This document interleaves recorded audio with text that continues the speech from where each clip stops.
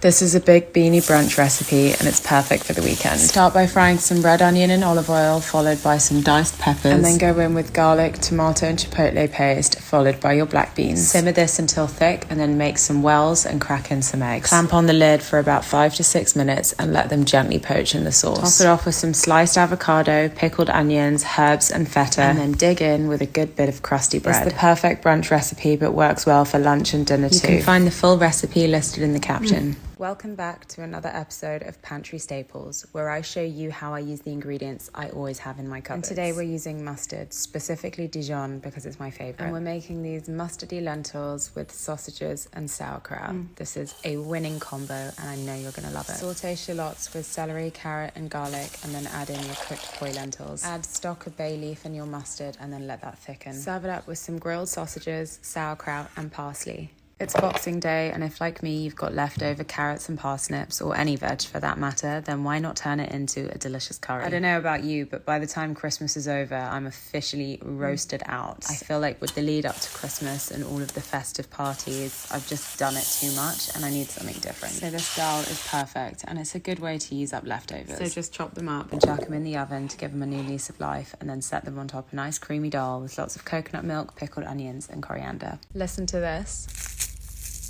These are 3-ingredient chocolate-filled pastry donuts and they're perfect for the festive season. You can tower them up on a plate and dot them with raspberries and icing sugar and it's gonna look like you really made an effort. They're kind of like a hybrid of pain au chocolat and a sweet sausage roll, I guess. And making them bite-sized is kind of dangerous because you will not be able to stop eating them. The hack is shop-bought pastry. Cut it into squares and fill it with your favorite chocolate spread, seal them off and bake in the oven until golden, crisp and delicious. If you're hosting this festive season and you need a quick delicious starter, and I've got you covered with this one. It's just 5 ingredients and you'll find most of them in your cupboards. These are crispy roasted artichokes on a lemon aioli with capers and parsley, and I can promise you it'll be a crowd pleaser. So good. Drain the artichokes but keep their soaking oils and roast or air fry them until they're crisp. Meanwhile, mix together the aioli ingredients and then spread this on a plate, topped with a crispy artichokes, some capers and parsley.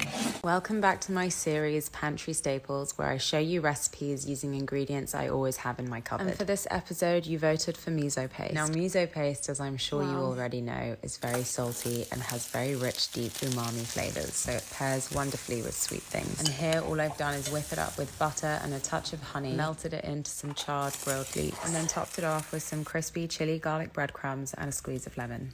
These are Jerusalem artichokes. They're one of my most favourite winter root vegetables. And here I've turned them into a silky sauce to stir through pasta and topped them with a salty bacon crumb. This to me is the epitome of comfort food. It's beige and it's got all of those savoury umami flavours and the saltiness from the bacon just cuts through it perfectly. Now Jerusalem artichokes do need to come with a bit of a disclaimer. They can be windy little buggers, so I'd recommend eating this on your own or with someone you feel comfortable farting around. But don't let that deter you because they are a wonderful ingredient.